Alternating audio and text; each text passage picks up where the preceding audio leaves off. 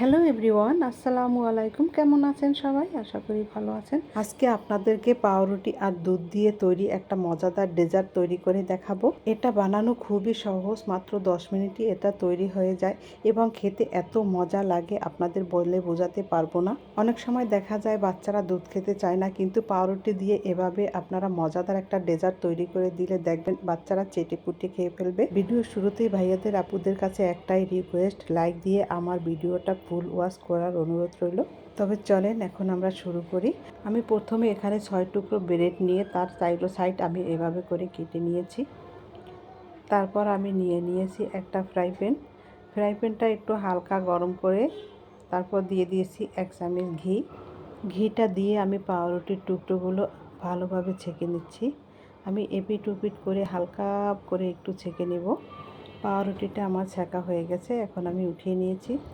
এখন আমি পাউরুটিটা একটা সাইডে রেখে দিয়ে দুধের শিরাটা তৈরি করে নেব। সেজন্য আমি প্রথমে এখানে একটা পাতিলে নিয়েছি 1 লিটার পরিমাণে লিকুইড দুধ। দুধটা যখন ফুটে আসবে তখন আমি 20 মিনিটের মতো জাল করে নিব। 20 মিনিটের মতো জাল দিয়ে এখন দিয়ে দেব এখানে গুঁড়া দুধ। আমি এখানে হাফ কাপ পরিমাণ গুঁড়া দুধ দিয়ে দিয়েছি। তারপরে দিয়ে দেব এখানে 1 কাপ পরিমাণে কনডেন্স মিল্ক। এখন আমি এটা ভালোভাবে মিশিয়ে নিব।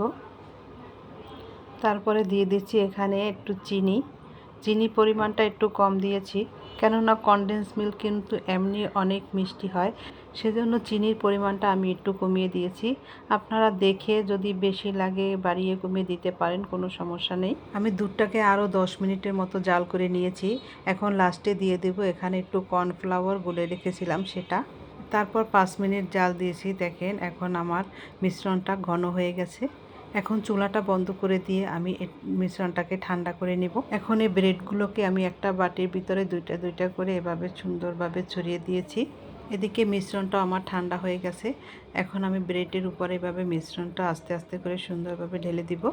এদিকে আমি বানাচ্ছি আর ওদিকে আমার 2 মেয়ে তাকিয়ে আছে কখন তারা খাবে সেই অপেক্ষায়। আমার ছোট মেয়েকে দুধ জাল দিয়ে দিলে সে কিন্তু খাবে না, অনেক বাহানা করে, কিন্তু এভাবে যদি আমি দুধ দিয়ে ডেজার্ট তৈরি করে দিই তখন তাকে কিন্তু আর বলতেও হয় না খাওয়ার জন্য। এখন মিশ্রণটা আমার দেয়া শেষ। এখন আমি একটু ডেকোরেশনের জন্য সুন্দরভাবে বাদাম দিয়ে সাজিয়ে দিচ্ছি।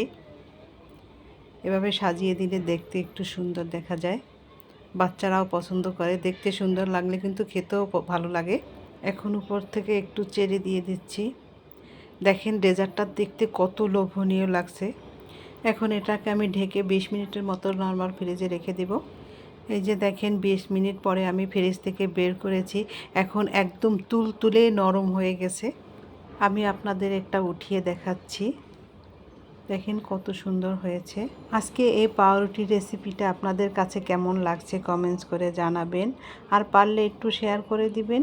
আর ভিডিওটার কোনো অংশ যদি এতটুকু ভালো লেগে থাকে প্লিজ আমার চ্যানেলটা সাবস্ক্রাইব করে আমার পাশে থেকে যাবেন। আর ইতিমধ্যে এই কাজটি যারা করেছেন তাদের অসংখ্য ধন্যবাদ। আবারও দেখা হবে নতুন কোনো একটা রেসিপিতে। আল্লাহ হাফেজ।